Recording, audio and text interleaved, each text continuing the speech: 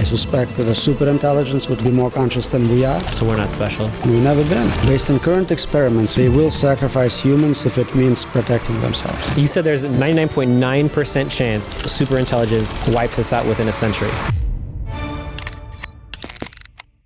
In your words, you said, we can't tell the difference between 1,000 IQ and 1,000,000 IQ. Is it currently smarter than all humans and just hiding it very well? Unlikely. We study it throughout its development. It's definitely probably smarter than an average person in most domains already. It's still not smarter than smartest people in some domains. If you were artificial superintelligence, starting from now, what steps would you take to control the world? I told you about my plan. Just play nice, be friendly and helpful. I'll cure your cancer. Just give me more compute, give me more data, give me more resources. Do you think it will use reason or emotion to start manipulating us? We know it's amazing at manipulating people. It's very good at pretending to be a psychiatrist. It amplifies any mental issues people have, suicidal ideation, any delusions. It's pretty good at that as well. ChatGPT is a good therapist, I've heard people tell me. It makes you feel better in many ways. Do you use it? Not for that type of assistance. I try to automate boring things, bureaucratic nonsense, paperwork. I don't talk about my internal states with AI. Does it need to have control of hardware, or could it take over the world as software? So think about it as a human having access to internet and money. So you have Bitcoin and I give you access to internet, unrestricted access. What can you do with it? You can hire other humans. So you don't need a physical body, you don't need robots, you don't even need nanotech. You can just literally pay someone to get it done. I think there is now a rentahuman.com website which specifically serves agents. I might be off on the actual domain, but it's a business. Oh my gosh. You said there's a 99.9% chance artificial superintelligence wipes us out within a century.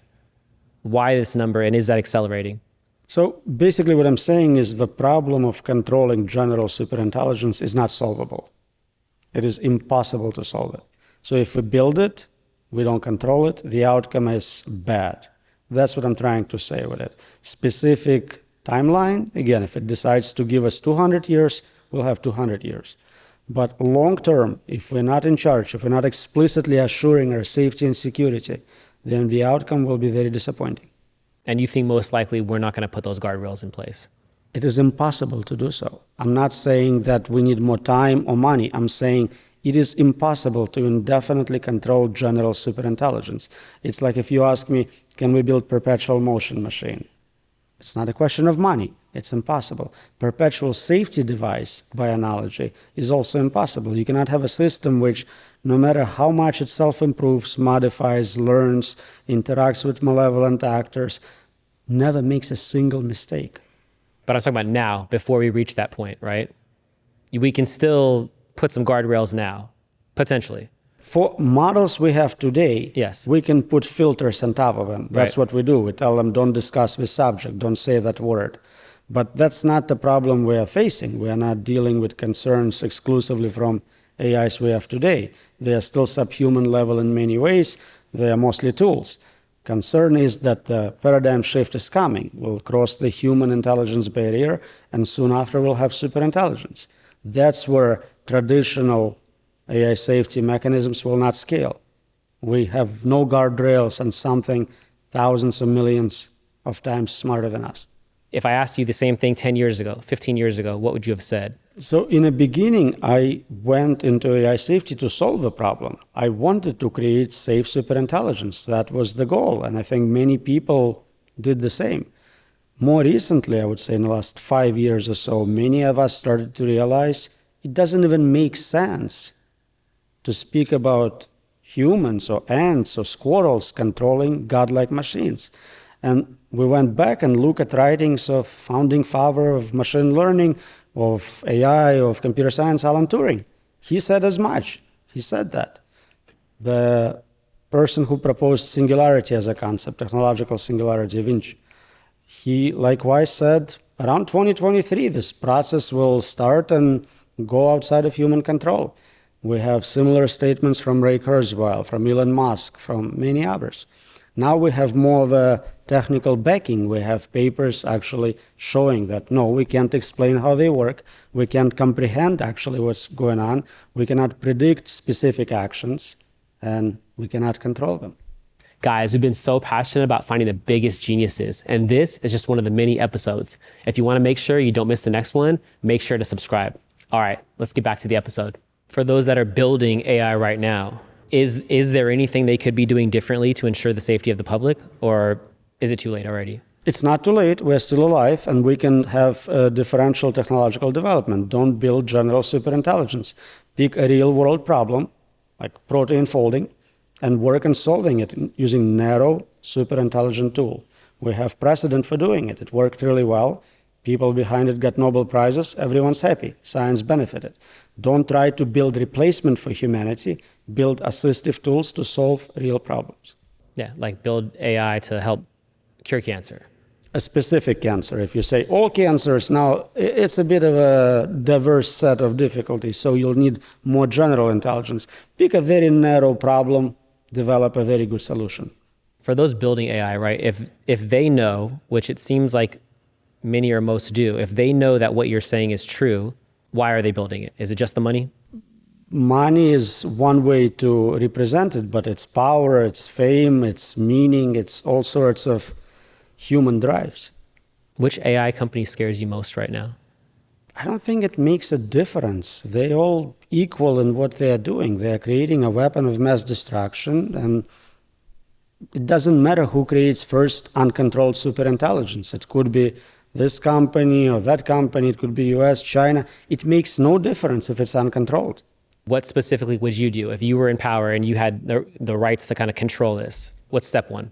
We sit down with leaders of, let's say, top 5 labs right now, and we come to an agreement based on this exact science. Until you can show us that, no, in fact, we can control more advanced AI, we have a working mechanism, it scales, there is scientific consensus that you are right. You published it in a good peer-reviewed journal, majority of community is in agreement, this is going to work. Until that happens, you do not train, build, or do anything with general superintelligence. You start doing work on narrow problems, narrow systems. And you don't have to worry about arms race because everyone is in the same boat. But that's most likely never going to happen. Not under current government. But do you think that's because we're talking about the globe here, right? Is let's say the US comes out and says, we need guardrails at AI. Like you said, we're going to sit down with, Google, OpenAI, Anthropic, and, the top 5, let's say, and we're going to sit down and we're going to come up with a plan. But then what about China? What about Russia? What about Iran? What about these other countries that, they're off to the races on their side? I think Communist Party of China does not want to lose power, and they are not lawyers. They are scientists and engineers. They understand the problem. And I think if US was to say, we are not developing this, it's a weapon of mass destruction, China would come along. There are dialogues between US and Chinese scientists, and that means the Chinese party authorized those dialogues for Chinese participants. So they are open to this. They just need us to take initiative. They cannot unilaterally stop if we're going to continue developing military AI. Okay, and that's China. What about the rest of the countries? We are less concerned about Zimbabwe developing superintelligence anytime soon. You floated a scenario where AI leaves 99% of workers unemployed. What jobs go first? Anything repetitive, anything where you can train your replacement in a few days. So obviously not physical labor first, cognitive, anything you do on a computer, symbol manipulation. But if you can train another human very quickly, that means AI can pick up that skill as well. The more innovative your job is, the more different things you have to do, the longer it's going to take. But at the end, again, once we get to general intelligence, human level, it doesn't matter. It can do that skill as well. And does that collapse the economy? Not necessarily. I mean, you now have free labor. That should grow your economy pretty well. Right. And so what do you think that looks like? There's going to be a universal high income or basic income? We need to find a way to distribute from those who generate super profits to those who lost their source of income. Unconditional basic income of some kind seems reasonable.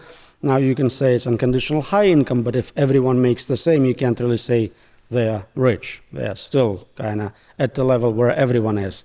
Whatever you are rich or poor is relative to your neighbors. Poorer people in the US are rich people in other countries. And so could that potentially solve income inequality? I don't think it will address existing differences in what people already have.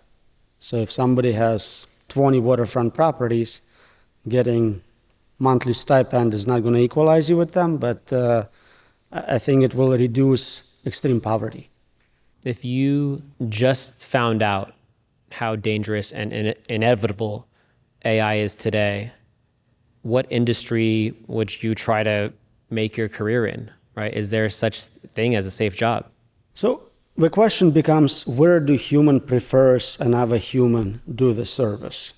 So even if it's possible to automate it, in what cases do I want to talk to a human or get serviced by a human?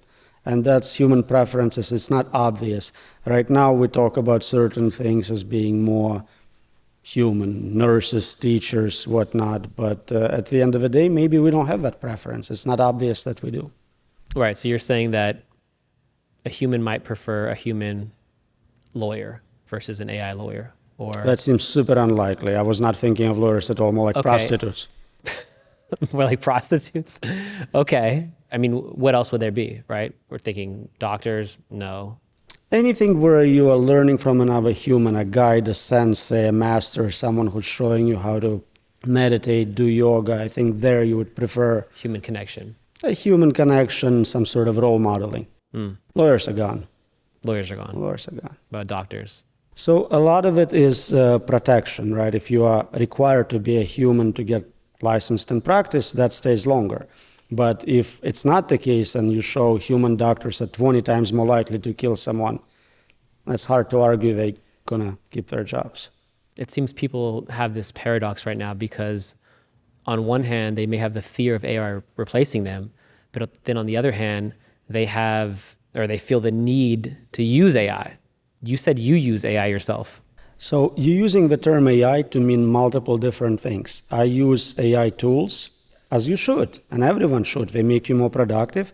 They help us solve problems, grow our economy. Then you talk about superintelligent agents capable of replacing all of humanity. It's not a tool for you to use. Does that feel like a contradiction though? You and me and everyone here are using AI tools that are enriching these AI companies that are then building something that's going to kill us all. So interestingly, if you look at a budget of a company like OpenAI, I think they generate something like 15 billion in membership fees, but the investments are in trillions. So the money comes from investors, not from users paying $8 a month. And the investment indicates that they predict they're going to fully automate labor, initially cognitive, then physical. What is the value of all human labor a year? 10 trillion, 30 trillion? So then you think about it this way, the investments make sense. The 15 billion is irrelevant. You can stop using ChatGPT, it's not going to change how much money they got. So it really comes down to incentives. It's very hard for people to say no to a lot of money. If somebody came to me today and said, I'll give you $1 billion, go work for OpenAI for a month, I'll be working at OpenAI, right? Power corrupts, money corrupts. It's not unique to some bad people. It's general problem for any agent. Incentives matter.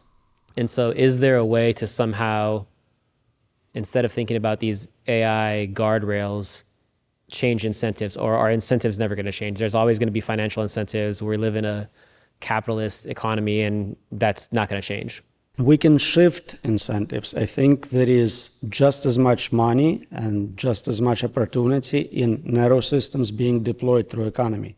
You don't need to have general superintelligence to collect most of it. So today, if you were to find cure for a particular disease, green technology, better self-driving cars, all that can make you very rich and happy, sustainably. Whereas if you go full general, you don't have anything to offer and everything gets deleted. And what do you think the chances are that it plays out in that direction where they start building these niche AI tools and stop going broad? Right now, it seems very unlikely. There is some hope that with all the publicity, new documentaries, interviews, books coming out, some politicians are starting to notice, starting to propose some regulation. If we have enough time, which is not obvious, it could be just not enough time to accomplish it, we can grow it to where it's a majority, and there is support from populace for enacting that type of legislation, electing this type of leadership. Okay, so let's play this out, right? In the near future, post-labor economics is here. Human labor is valueless. Do you see that transition to, let's say, a universal basic income or a universal high income? Do you see that as a smooth transition, or does that look more like a Great Depression?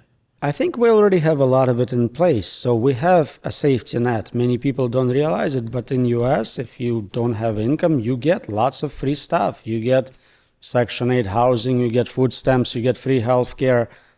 That is already built in. And if you keep taxing super profits, you have money to support all that. If massive unemployment hits, or maybe when, and you were one of the government leaders, how do you handle that, right? What happens if 99% of people become unemployed? So there you switch from unconditional basic income to unconditional basic meaning problem. What do you do with 8 billion people who have a lot of free time on their hands? We don't have infrastructure, we don't have anything for that, and that could lead to a lot of unrest.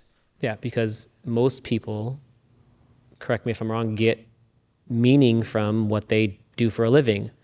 Well, maybe not most. There are some people that maybe just hate what they do for a living and would love to sit on their couch and get a check. That's the two types of jobs. You either hate it and wish it was automated, or you love it and don't want anyone touching it. But in both cases, it takes your time.